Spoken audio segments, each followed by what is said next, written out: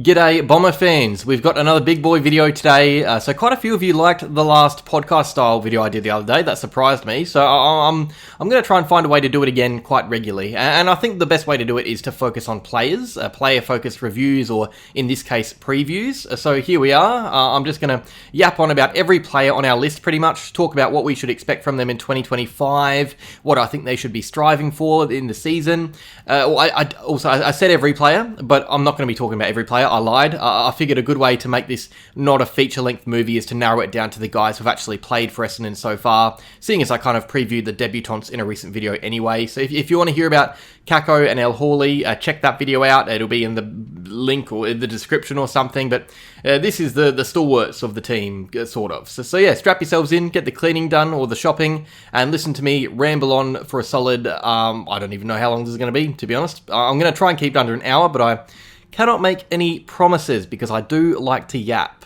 So we're going to go last time order of number, starting with a pretty contentious player, all things considered.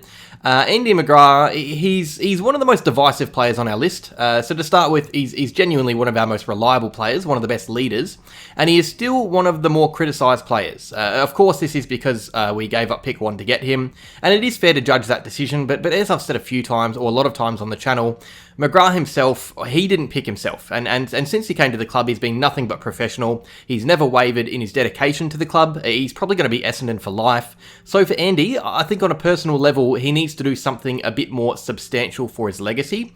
These aren't my personal expectations for him, but this does feel like a season where Andy can really send a message to the critical fans and really cement his spot as a loved player of the club, which he really should be.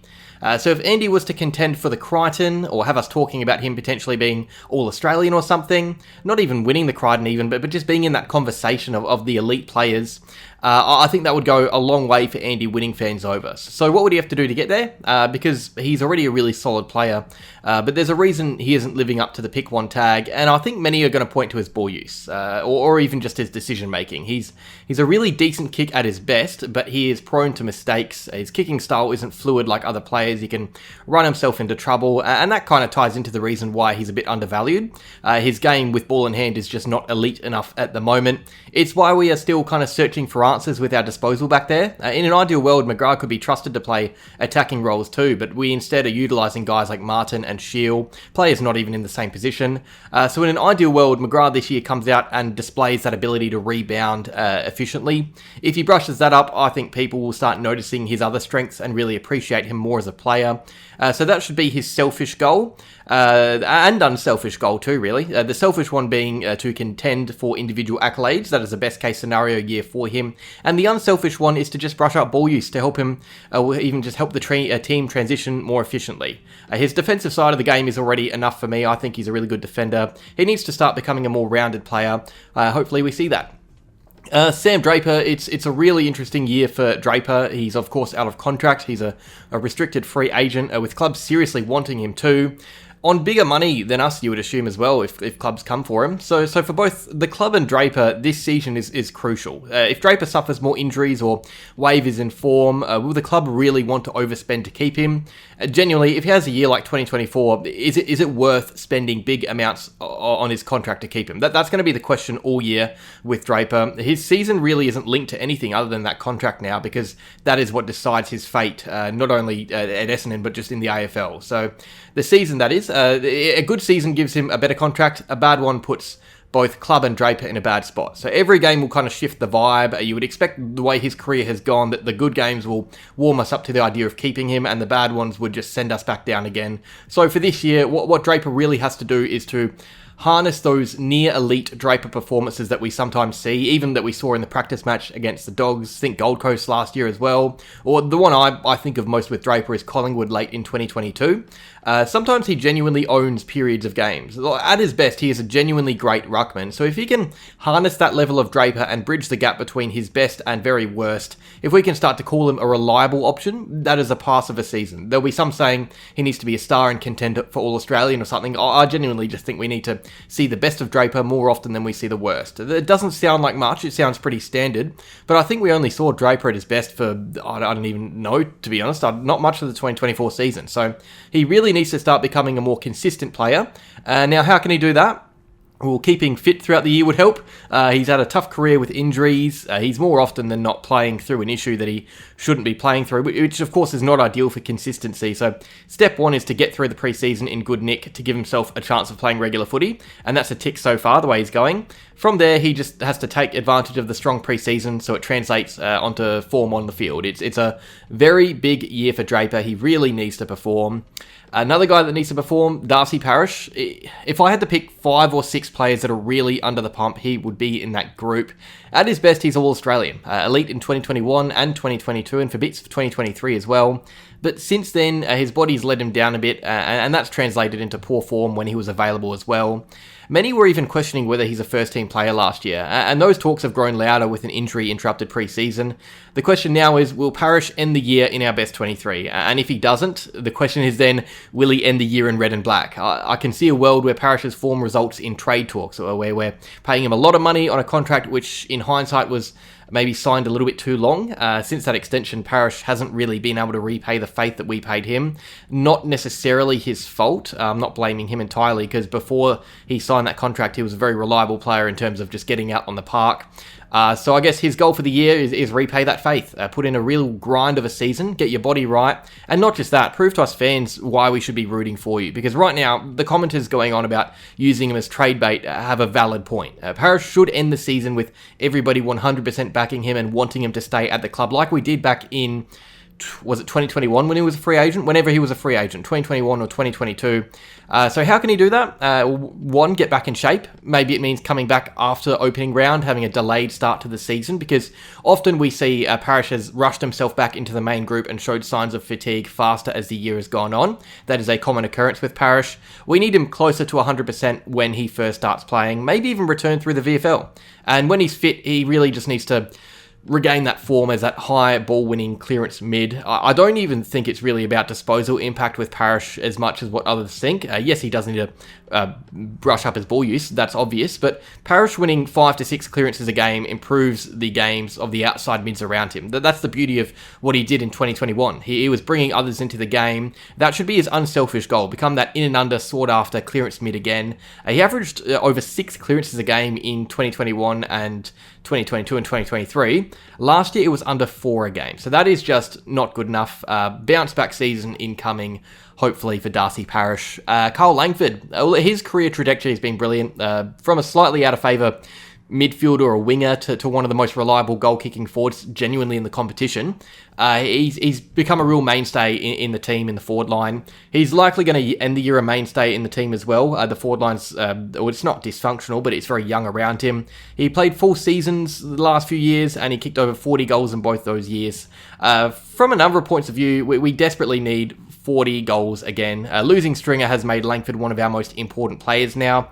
He's the only reliable goal kicker we currently have on the list, and that's just the truth. So we need that to remain. In fact, for that reason, I think his expectations are a bit broader and simpler than others. I don't even think we need Langford to be a star. He doesn't need to be All-Australian. We just need him to be reliable. So the youngsters around him can kind of feel secure in their own game with less pressure on their shoulders and less to do. I think Langford should be carrying most of the pressure this year in the forward line. He should be kicking goals, almost 2 a game, hopefully, and he should be showing leadership to a young and underdeveloped forward line. This is a really important year for the future of the club, especially forward of the ball. So Langford needs to guide guys like Caddy and Kako and Jones, help them in the long term. I think we're going to struggle inside 50. That's almost a given. Langford has to ease the burden for his teammates and kind of help them grow into better players in the process. So it's as simple as that for me. I expect him to have another solid season. He has turned into a really reliable forward for us, which is great. I'm glad to have him on the list. Elijah Tsatas. If we're picking our breakout player of the year, odds are it is this guy. He's done everything he needs to so far this preseason. He's looked absolutely brilliant. He's worked so hard on his game, and that's the great thing about this and just him, is that he's had issues with his game. His ball use was poor, his frame was lean, but over the last 2 years, he's worked immensely hard on that to get to a position where he can kind of become a first-team player, and that's really what I admire about this kid. Yes, he isn't perfect. He didn't come in and star straight away like guys like Harry Shiel or Nick Cox, but his work ethic is exactly what the club needs. I've become a really big fan of this guy in the last few months. And even if he doesn't put it all together straight away this year, we know that he is going to go out and put in the effort to minimise those weaknesses for 2026. Already, for that reason, he's having a bit of a tick of a season in my eyes. He's still really young. I don't expect him to be all-Australian anytime soon or close to it. I think he's still got plenty of weaknesses. I don't even think he really needs to cement his spot in the first team this year. We've already seen plenty to have us regaining faith in the decision to draft him at pick 5. In saying that, though, he does need to now translate the work he's put in on the track to the field just a little bit to make us really keen. He should start overtaking players on the pecking order, making Scott think before bringing in Parish and Setterfield and co into the engine room. So in an ideal world, Tsatas plays out most of the year in his preferred position on the inside. The last thing I want to see is him used on a wing or up forward again, because I just don't think that works. The next practice match was going to tell us a lot, because he was really good in the wet against an undersized Bulldogs team, but we need to see how he goes featuring in centre bounces against a side like Geelong. I don't expect him to be great this year. He's still really young in a tough position. He's only 20. We need a bit of patience with him, but I tell you what, the patience is going to be harder to find the more he impresses at training and in practice games. He's looking in really, really good nick right now. He just needs to keep doing what he's doing, and his season will be a pass. And I'll back him to do that. He's become one of our most professional hard workers at the club. Lovely work, Lige. The goal for him is really just to keep doing what he's doing. He's doing plenty. Jye Caldwell, speaking of doing what you're doing, he had a breakout season last year, so it does skew his expectations a bit. So when a guy comes out and has a season like Caldwell had last year and announces himself as one of the best at his club, I think fans can often get sucked into wanting more out of him. And the way I see it, just to be safe, last year, I always say the peak, or I guess the breakout season, is your ceiling, and then that's the way I'm going to look at it. And that way, if he improves, it's a bonus, and we have a genuine star on our team potentially, because another season like that, and we got to start talking about him in best and fairest contention. But if he doesn't improve, it's just a reason for him to bring his game back to a high level in 2026. So obviously we don't want him to fall off the face of the earth. That would be worrying. Injuries aside, though, I just want Caldwell to be as close to as effective as he was last season. We shouldn't need him to have that same output he had last year. In an ideal world, we actually have teammates chipping in and helping carry the load this year, meaning Caldwell has less pressure on his shoulders to last the year and play elite footy every week. Do I want him to play elite footy every week? Of course I do. But if that's happening, if we are yet again noticing Caldwell being amongst the best 2 or 3 players every game, it probably means the rest of the list isn't pulling their weight again. So he was genuinely one of 3 or 4 players that actually improved last year. I want us to be talking about other players at the end of 2025. I want the load to be shared more. I'd be really happy with just a full season with similar output to 2024 for Caldwell. I'm not expecting him to improve on his game because he's already done that so much in recent years. I just want him to steadily maintain this level, because for me, consistency is key with a midfield, and Caldwell is already good enough to be an important player if those around him are firing too. Just consistently go about it at the level he did last year. Zach Merrett, I mean, there's not really much to say about him. I feel like he hasn't had a down year. I mean, at his worst, he's still very, very good. There was some, I don't have them in front of me, but the best and fairest finish numbers are just ridiculous for him, just showing his crazy consistency and elite standards. He is one of the best midfielders in the comp. You know what you're going to get with him, and really it's about what happens around him. Obviously, he'd love success, but there's only so much he can do as a player.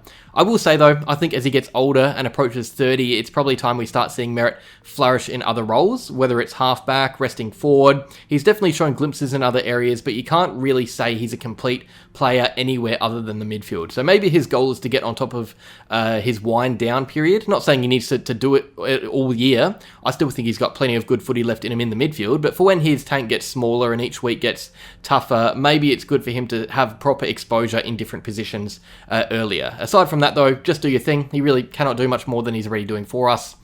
Ben Hobbs, real pressure on him now. He's out of contract. He's not really in the best 23. He's flown down the pecking order after initially looking promising in his first few seasons.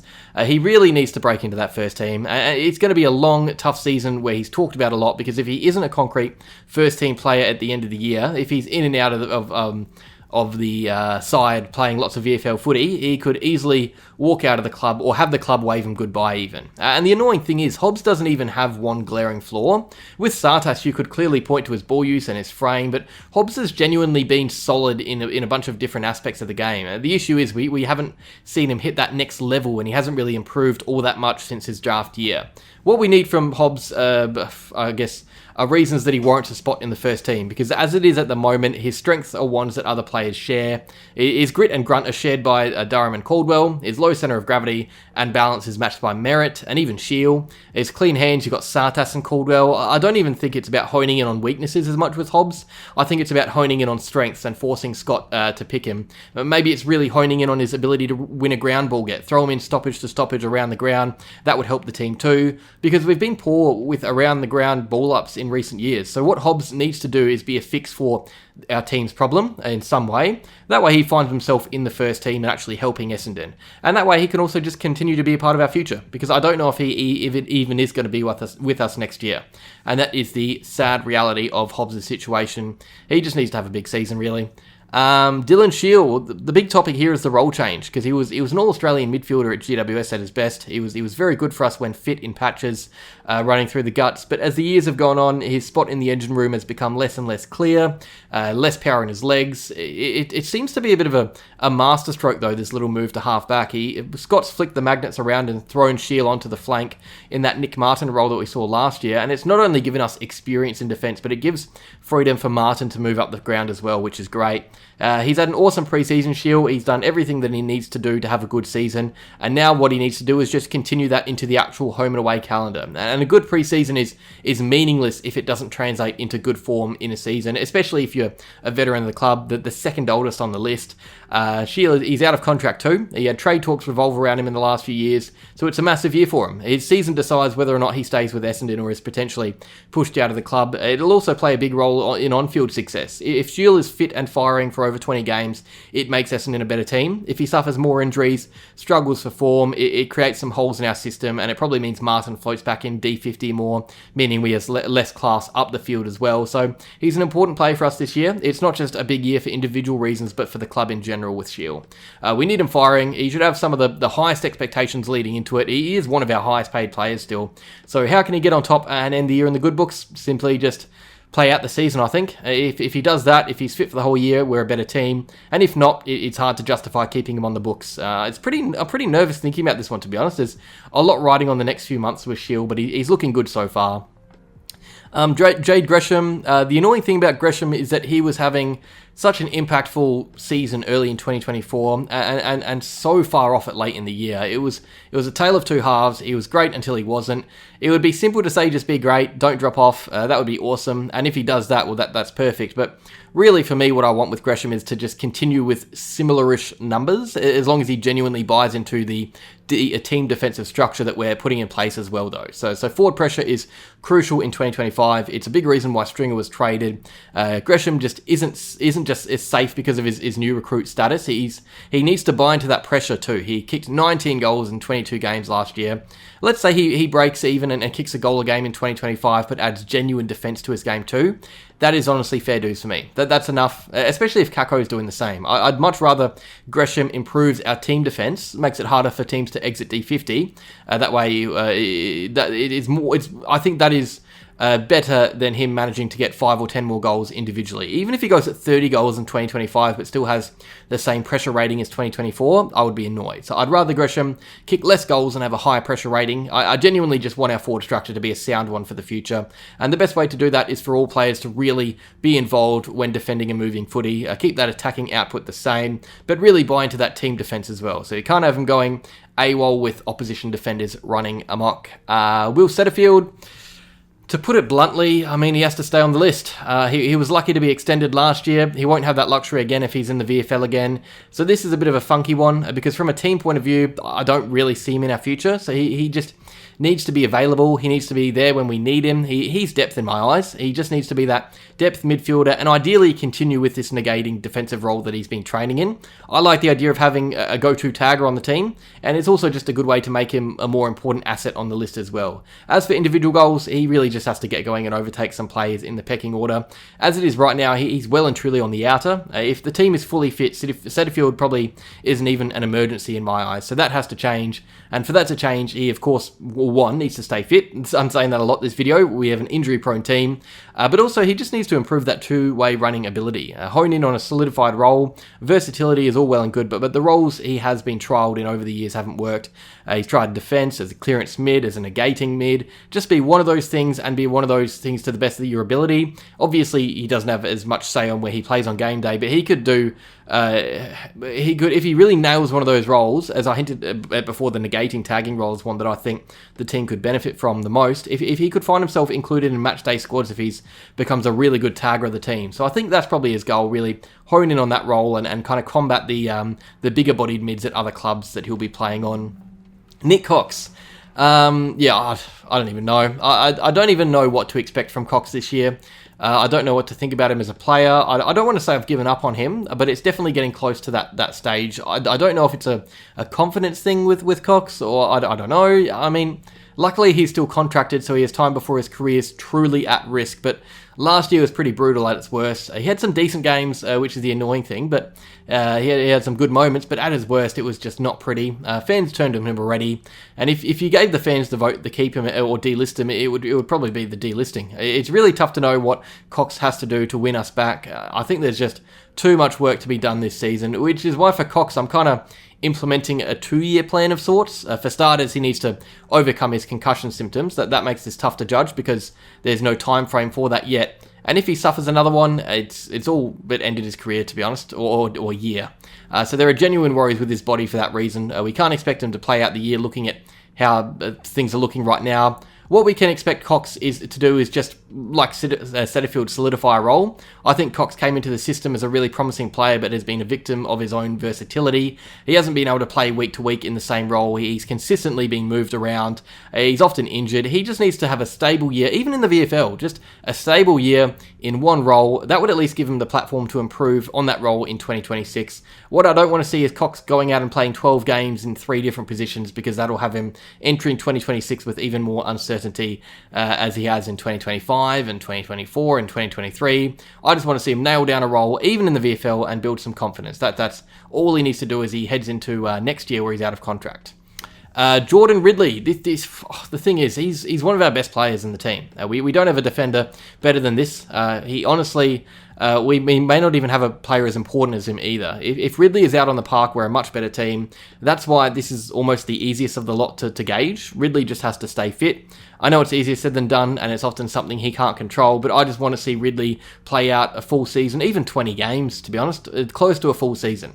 If he has to be rested once or twice for that to happen, so be it. If he has to miss 2 games to play more than he has in the last 3 or 4 seasons, that's fine. But if he suffers more soft tissue injuries, I'm going to go worry mode and think about ways we can build this backline around someone else. We should be building the defence around Ridley, but it's getting harder to justify doing that if he's never available. He doesn't need to change anything to his own game. He's a star as it is. He'll be in All-Australian contention if he plays the season.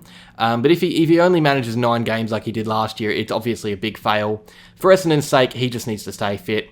Jayden Laverde, honestly, I think he just needs to be there. I honestly think he was okay in 2024. I know many will disagree, and I do think he was outclassed by opposition forwards quite a bit, but he is in the same spot this year as he was last year. He is just a depth player. He isn't a first-team defender for us, but because of injury last year, he was forced to play almost every game. So he struggled but battled for us non-stop, and that's all we can really ask from him again. He isn't a great player, he isn't a great defender, but he is genuinely a good depth option who can plug a hole if we need. A keyword if. In an ideal world, we don't see much of Laverde this season. If he plays out the season again, it means we have even more injuries to worry about. But honestly, Laverde just needs to do what he did in 2024. I know that might be an unpopular opinion. You guys might not agree, but he isn't good enough as a player to do much more than he is. I know it sounds brutal, but again, he's a depth option for us. He's not best 23. All he needs to do for us is be available, compete hard, and help his teammates when he needs to play. If he does that, I'm happy. If he does that, well, hopefully it's because he isn't playing at all. I don't expect him to improve on his game or anything. I just expect him to be a solid depth option as he was in 2024.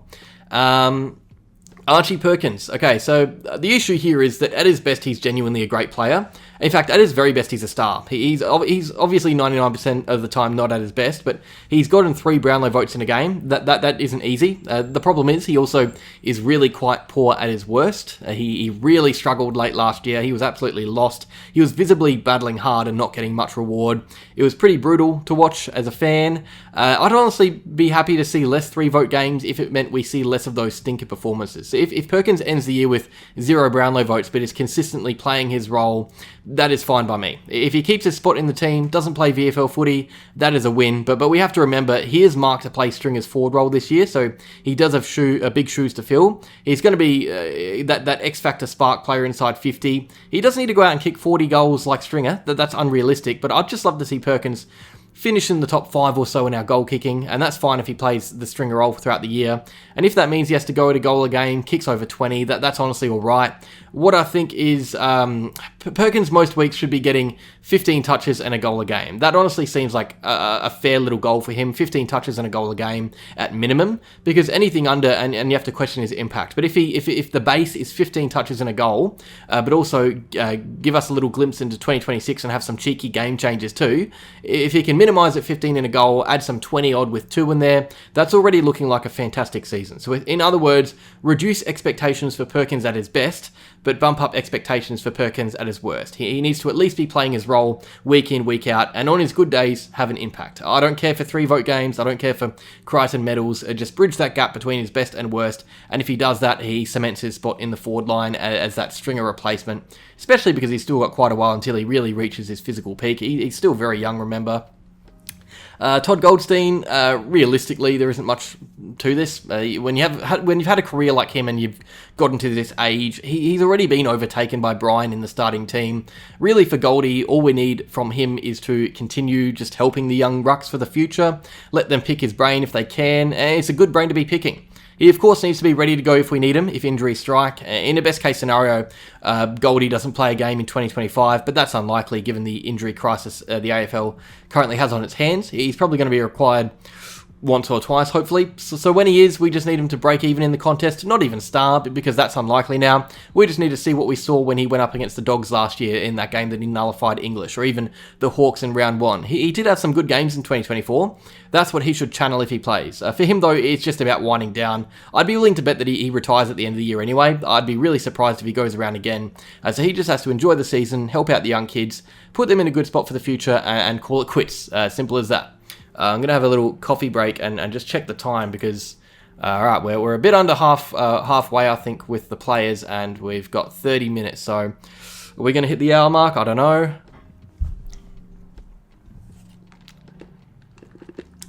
Alright, that was an iced dirty chai latte, in case anyone was wondering. Leave your coffee orders in the comments below. 2 meter Peter, it's really turned on this guy fast. I mean, in 2022, he was in the All-Australian squad. He was best and fairest. Now he's likely going to miss opening round, while 100% fit as well. So we know he has the ability to play good footy. We know how good he can be. I think it's all in his head. He's living in his own head rent-free right now. That shoulder injury and that suspension in back-to-back years has really hurt his confidence. He's become less and less of a marking target, which is really one of his 2 strengths as a player. Wright doesn't need to change heaps to be effective. He's a 2-meter key forward. His pressure range is low. We know that. He is in the team for one reason, and that is to kick goals. There are no better set shots in the team than him. The issue is he isn't able to take set shots because his marking inside 50 has dropped drastically. What this guy needs is honestly just a monster game. He needs to go out and kick 5 goals in a practice match or 5 in the VFL. He needs to be brought back into the AFL with proper confidence. He shouldn't be a starter the way he's training, and I don't think he's going to be. He just needs to work his way back into the side and stay there with that 2022 goal kicking form. It is so simple to judge his year, to be honest. He's a pretty one-dimensional player in the grand scheme of things, and that's not a knock on him or anything, or it's a knock if he's playing badly, but he was a one-dimensional player in 2022, and he was our best player for the year. I honestly don't even want him to return to that particular form. I just want him to become that marking threat again. We're easier to defend against when Wright is playing now. That should not be the case. We need Wright to be a threat again, forward of the ball, be someone opposition coaches have to think about. out. And if that happens, it not only means he's playing good footy, but it frees up our other forwards and gives them license to roam a bit and likely affect the game on their own account. Simply put, we just need Wright to be dangerous because he's far from that right now. No goal tally or goal. I don't want him to kick 40 plus again. I just want him to be someone that isn't easy to defend. And if that's happening, he's probably kicking goals anyway. Archie Roberts. For a player this young, the bar is pretty low, especially because he's already shown quite a bit. So I'm not actively seeking evident improvement right away for Roberts. If he has a down year, I'm not too fussed. That happens with players this young, to be honest. I think we really need to get our expectations right for teenagers, because in an ideal world, Roberts plays more senior footy and impresses again. Whether that means he earns a Rising Star nomination or just strings together multiple games, I don't think it really matters. I think for confident reasons, it's always ideal for players to play AFL, and I expect him to do that. He's currently in the frame for game time early in the season, picking up where he left off late last year. To be honest, the work in the early days of his Essendon career has been done. Last year was fantastic. It was a brilliant start to a third round draftee's lifespan, and I trust this bloke not to regress. In fact, there we go. There's my goal. Break even. Anything over that is a bonus. I don't care if he plays 5 odd games for the year again. If he's playing the way he did in 2024, even in the VFL, and if he's actively trying to grow as a player in the process, that is fine by me. What I don't want to see is a young player become comfortable with their position at the club and take the foot off the gas because of it. And that's why I love this little battle he has with Saad El Hawley for that wing spot. You can tell that they're both going to really go to a higher level than they should because there is actually some competitiveness for that spot in the team. I think Roberts is going to be fine. He shouldn't relax, and you never should as an athlete, but he's fine. The only thing that can derail that is an injury, and that's not really something that he can prepare for anyway, so just keep doing what you're doing. Sam Durham, I said with Caldwell, I think there are only a few players, a handful of players that are improved on their game in 2024, and Durham is definitely one of those players. So we have to be fairly reserved about his expectations. In saying that, though, it does feel like there is more of a ceiling with Durham. He has more ways he can really improve his game and more ways he can impact in different areas. So there is some real excitement with this guy as we lead into 2025. The big question is can he get any better than he already is? Not that we desperately need him to. The bloke was on the podium in Crichton, but can he go a step further and potentially throw his name into All-Australian calculations as guys like Kane Cornes thinks he can? And a big step in that will be his new role inside 50 when resting. Durham's going to be playing midfield too, but if training is anything to go by, which it often is, Durham will also be used as a makeshift marking target when resting forward, and that's going to be a really interesting little shift to his game, one that can potentially make him that star player that many think he could be. If he can continue his impact around stoppages, that gut running and attack on the ball while putting together an extra 10 or so goals a year, he would be a very good player for us. I think this is a big year coming up for Durham. He set the expectations last year. He needs to follow that up at the very least. Harry Jones, he's another one coming off the back of a career best season, although far lower in terms of output than Durham. So Jones was top 10 in our best and fairest last year after moving up to a bit of a wing role, and he's expected to be the mobile wingman like that again in 2024, but this time around there will probably be some help. Him, Caddy, Langford, they're all expected to be roaming quite a bit higher up the field in tandem, meaning they not only get minutes around the ground lending hands in defence, but they're also going to be used as the target inside 50 as well, I hope at least. Now, I really like what Jones does around the ground. I think his presence is enough for me to have him in the best 23. What we need for him, though, is to become just a more reliable goal kicker. He should be at the very least kicking a goal a game, and if he hasn't done that under Brad Scott yet, I don't think. So if we're to cover the loss of Stringer, those 40 goals, we need players like Jones to lift and produce more scoreboard impact. That's the goal for me. Keep doing what you're doing on the wing. I really like his tank and the way he works around the ground, but we need him to be more impactful when resting forward. A goal a game, at least for me. Ideally, he's kicking 20, 25 for the year. It doesn't need to be heaps, but if every forward puts on an extra 5 or so goals, it does cover that Stringer loss a bit. Jones kicked 18 last year. I want 25-ish this year, depending on how many games he plays, of course. Nick Bryan, our main ruck for the season. First and foremost, he has to play footy. Another year in the VFL, and there's going to be serious questions as to how he fits into our future. And that's where we start. I'm 100% confident that he's going to play for us in AFL. He's going to play most of the season. And from there, It's almost a bit unknown, isn't it? Because we haven't really seen enough of Bryan back-to-back weeks to really know how good he can be. So I know some rate him really highly. I tend to think he's not close to the level of the best rucks in the comp right now. And I don't think that's unreasonable to say at all. We haven't really seen him win too many ruck battles yet in the AFL. So I think what I would like to see is Bryan become that really impactful tap ruck. Even if he breaks even but has a really good efficiency with his wins, that's going to be enough for me. You don't need 40 hitouts to win a battle. Sometimes it's 20 to 25 with really good judgment and positioning. So we need him to be effective. We need him to be a target forward of the ball too, because I think the main worry for his spot in the team is if Peter Wright can come good, if he starts kicking goals, then he will be in the side in the place of Bryan, playing as a second ruck. So we need Bryan to be hitting the scoreboard more than he currently does. If you play two rucks, you need them both to be targets forward of the ball. That's kind of the criticism you see with Darcy and Jaxon, or Grundy and Gawn when they were together. When the natural ruck rests, they don't have an impact. So either Bryan rucks out every game in the middle and Draper is the natural forward, or Bryan improves his craft, and to do that, there's a bit of work left to do. So yeah, he's only played 15 games. We can't expect too much from him, but hopefully he has a good season. Jaxon Prior, I mean, the good thing about this pickup is that it cost absolutely bugger all. He was an SSP signing, so there are no expectations for him to come in and be a star. Really, it's just depth. I think that's what you should expect from a signing like this. But if you know me, you would know that I actually rate him more than that. I think he's going to play with us and play out at least half the year, if not more. He's kind of that Jake Kelly replacement. He fits into a new role in defence and uses the ball nicely on his left. Tough player too.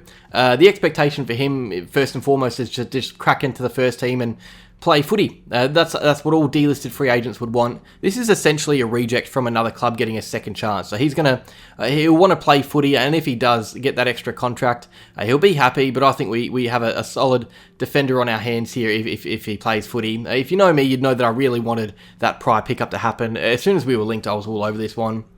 Mason Redman. For some reason, I don't have any notes on him, so I'll just wing this one. So he was obviously a fantastic player in 2023. He was in that All-Australian squad. 2024, we saw his impact, decrease a bit with the inclusion of Nic Martin into the defence. And whether that's going to be the same story this year with Shiel back there, I'm not 100% sure. I don't think we're going to be as reliant on Dylan Shiel as we were in Nic Martin's case, where he was getting 40 touches a game sometimes.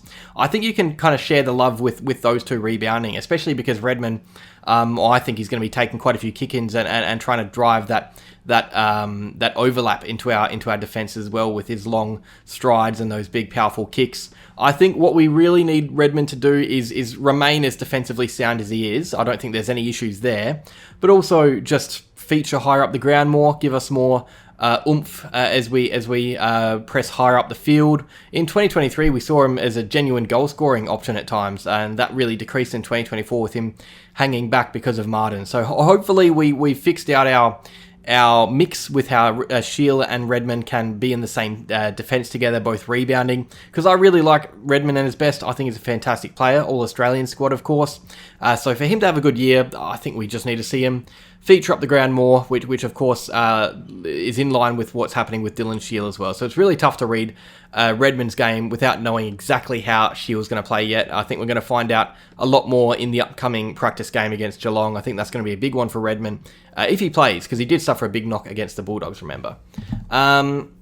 Xavier Duursma. So this one might be a bit controversial, but I genuinely don't think he really needs to do much more on game day for the club than he currently does. I actually think he's one of the more underrated players on our team, and one of the most underrated two-way runners in the comp as well. So in an ideal world, he's lending a hand in the forward line a tiny bit more, but whether or not that takes away from his defensive game, which is so important, I mean, I personally would rather him be that 70-30 split of defensive half to offensive half. His work rate is so great and important for us. He assists the back six so well. He's a great role player, great attack on the ball. I'd go as far as to say he's our best role player at the club. He doesn't go out and star. He doesn't get 3 votes, but when we win, he is often a big reason why. The only issue with Xavier is that he has struggled to stay out on the park. So his soft tissue injuries have loaded up to occur almost twice a year now. We need this guy to play out a full season, especially because 2025 we're going to be a very young team with a young wing combo. So, and that brings me to maybe something he can develop on aside from his body, maybe leadership. And we saw this against the Cats. I think I'm loving the way he's developing, but I'd love this guy to be that sought-after brain to pick at the club. If you've heard him speak, you'd know he's already got leadership potential. It's time for him to own that and lead his zone. Lead guys like Roberts and El Hawley to improve as players, and that way if he does suffer an injury, those boys can lift and share the load, knowing what they know from him. So those are my 2 goals for Duursma. Stay fit, stay healthy, and of course develop his leadership so he can become that head that the young boys can rely on. Jye Menzie, so there's real pressure here. He's out of contract. He really needs to have a year that impresses the coaches and list management team. He needs to be playing footy, and playing decent footy too, because we have quite a few small forwards on the list now. I think one has to go, and it could well be Menzie if he falls away a bit. And it's weird, because 2023, it was such a good year for him. He was so young, so impressive, and then 2024, he just fell a bit flat. Many were critical of him getting the contract. I thought it was fine. 1 extra year to give him another chance. He was impressive enough the year before, but another poor year, and he could be gone. So what does he need to do to improve? He needs to keep up that two-way running that we saw when he played for us last year. I thought he was really effective defensive role player at times. Not really with pressure acts or tackles or anything, just that work rate to get down the other end of the field when the ball was transitioning against us. He needs to keep that up, and also he really needs to rediscover that goal-scoring form. 23 goals in 21 games in 2023 was really good. When he got moved higher up the field last year, he managed just 3 goals for the season. So I don't think Menzie should play anywhere other than inside 50 as a small forward. I know we tested him on a wing, on half-back. I just think if he plays, it should be inside 50 like he did in 2023. Nate Caddy. Now, first thing we got to say is don't expect too much. I feel like we're setting ourselves up to get disappointed the way we're talking about Caddy this year. Yes, he's extremely exciting. He's fantastic for the future, but he is nowhere near the finished product yet, not even close to it. He's not going to be our leading goal scorer. He's not a lock for 30 goals. He's still so young and so raw.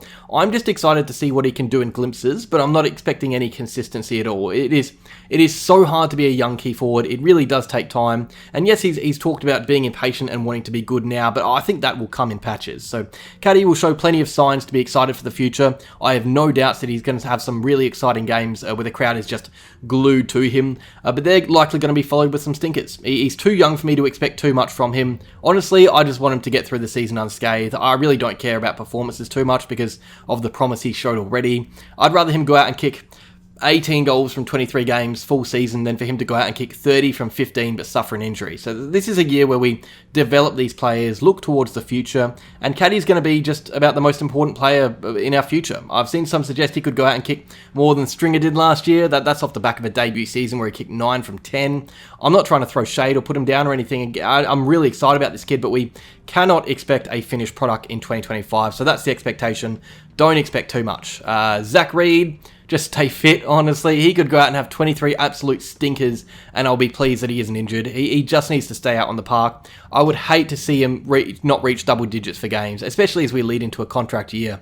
If he goes out and does a 2024 again, injured in the first game and out for the season, it could genuinely be career over. He was injured all of 2023, all of 2024. He desperately needs to be playing footy. There aren't many players in the comp that need to play footy more than him, just for the club's morale as well. But in terms of personal expectations, it's tough to know just how good he can be when he plays because he hasn't played yet, but he does look a real player. So just go out and play, let the footy do the rest. If he plays most of the year, he's going to be playing decent footy anyway, you'd suggest. So I've got absolutely every finger crossed. I haven't uncrossed my fingers in weeks. I just want him to get a clean run at it. I haven't seen a player more injury prone and unlucky than Reid in a long, long time. Ben McKay. So a lot of what he did last year was great. His intercepting numbers were outstanding, one of the best in the comp, and people talk about his one-on-one record, but forget he barely had any help for large parts of the season. I honestly think his defensive game was fairly strong, and not amazing, but without him, we would have been absolutely screwed. And people are just weirdly harsh on him because of a contract that, when it averages out, isn't even that substantial. Yes, he earned lots last year, but that figure decreases every season. I really don't get the McKay hate, or I do when it comes to him with ball in hand. That's a worry, and that has to be the main focus for 2025. I think those criticisms are perfectly valid. He really needs to nail down his kicking and just ball use in general. In fact, not even. I just think he's forever going to be a player that you can't rely on to spark anything out of D50, so he just has to be that giver-off of handballs. The issue is he barely knows how to handball too. I think if McKay brushes up his ball use and becomes a close to competent distributor, doesn't bite off more than he can chew, then we're going to love him as a player, because I think he's a fantastic defender, and with a bit of help from a healthy list, he'll actually flourish in our system a bit more. But yeah, ball in hand, he does have a lot to work on. That's what's holding him back a bit at the moment. He's just someone opposition fans would love to see when they have the footy. Alwyn Davey Jr, cheeky copy and paste with Jye Menzie here. So I think these two are battling it out for a spot on the list this year. I struggle to see a world where both end the season on a positive note with their spot cemented in the team. For that to happen, injuries would have to occur, so one of these guys needs to be better than the other. And unfortunately for Davey, not long into the pre-season, he's gone down with a knee injury that keeps him out for the start of the season. So he's already on the back foot. That's an issue. It does, however, give him a chance to really get some quality VFL form in just before the season starts. And usually what happens here is we see Davey play his more natural junior midfield position. I think just hone in on the forward craft. I don't want to see him playing as a midfielder in the VFL. He's not going to be a midfielder with us. He's a flashy and exciting, smooth mover who could be a handful up forward if he puts it all together. I just think he needs to stick to that role for now and build some confidence, try new things, be creative, be crafty. Getting a chance in the VFL first will give him an opportunity to do that. He can provide serious flair if he wanted to there. He's a very different forward compared to Menzie in that regard. But yeah, I think Davey's done plenty to get his body to a much more competitive stage, which will help him both break and complete tackles. We know his pressure is manic, but not always successful. I think he just needs to have a good year if he wants to avoid the same fate as his twin brother. Quick coffee break again. What's the time? We're not doing too bad, actually. I think we're going to get through this in under an hour. That's, you know what, we definitely will. Look at that. Look at that. All right, Matt Guelfi. So we've only got a few players left. Matt Guelfi, quite a few small forwards jostling for spots in the team. He's had an interrupted pre-season so far, but he should. When does he come back? Round 8, round 9, I don't even know when it is. I think the main thing with Guelfi isn't just his performance, because he's genuinely impactful with fit. I think it's really just when he comes back staying fit and healthy for as long as he can. He could genuinely be one of our best players if he plays out most of the year when he's back. But some of his games last year were fantastic, and he was going at one of the better goal per game ratios on our list too, despite playing negating roles in most weeks on some of the best attacking defenders in the comp. Simply put, we just need him to be there playing for us, and if he is, then we're going to be a better team. He just needs to overcome whatever injury he currently has going on. What is it, hamstring? Because right now, he's off to the side in training, obviously. He's had that surgery. He's hasn't had much work to do in the preseason. Ideally, he plays out the season after he's back, but can we even say that's going to happen anymore? So I think the main work is to really work on getting his hamstring, getting his body right before he returns. Like I said with Parish, I think there's going to be a lot resting on that, because when he returns, we can't have a half-baked Guelfi. We've seen him come back rushed at times too, and it hasn't worked. But yeah, when he's with us, he's a really important player. Unfortunately, at the moment, he's on our injury list. I think he's actually the furthest away from playing footy on our injury list. So he's got a long way to come back from where he currently is. And finally, Nic Martin, you just do you, buddy. He's not going to have much control as to where he plays, so I'm not going to talk about what position suits him best. To be honest, wherever he is, he's a gem. Down back, up forward, in the guts. He just needs to keep playing the way he's playing, to be honest. He's a proper good footballer and almost underrated somehow. He was second in the Crichton last year. You can be selfish and say, try and win the thing. And honestly, I don't even think he needs to change that much to do so. I think if we're up and about and he's playing the way he is, he's a chance to win it anyway. Literally, all I want from Martin is for him to keep doing exactly what he is doing. I don't care about him biting off those hard kicks that result in turnovers, because at least he's actually trying to do something. He's trying to inject something into the team other than stagnant kick-to-kick ball movement. So I'd much rather him turn over the pill a few times in a game if it meant he's actively trying to get us transitioning in a more effective way. Martin would be wasted using the ball safely. So turnovers are frustrating, but I prefer turnovers to what happens when the team is lacking confidence in D50. Not saying he's going to play D50. He's earmarked for that half forward flank role, but there's genuinely a chance he could play. I don't think he's going to need to change much as a player. For me, Merrett, Ridley and Martin they just need to stay fit and healthy, and they're going to be all up there in the Crichton count if they do. So those three are just about our best players in my opinion, if I'm being honest. I really don't want Martin to change too much to his game, because we don't change what isn't broke. But that is that, I believe. I think that is every Essendon player to have played a game. If I'm wrong, it was too late to change it now anyway. Cheers for watching, Bomber fans. A longer video today, so thank you for sticking around if you did. Leave your thoughts down below. Make sure you like if you enjoyed, subscribe if you're new to the channel. Let me know down below who you're most excited to see in 2025. Also, let me know what other longer form videos you want me to do. I was thinking about possibly doing one a week for player ratings, kind of like what you see on AFTV, Arsenal Fan TV, that is. I'm an Arsenal fan. I know it sucks. But yeah, like if you enjoyed, subscribe if you're new, and as always, go Bombers.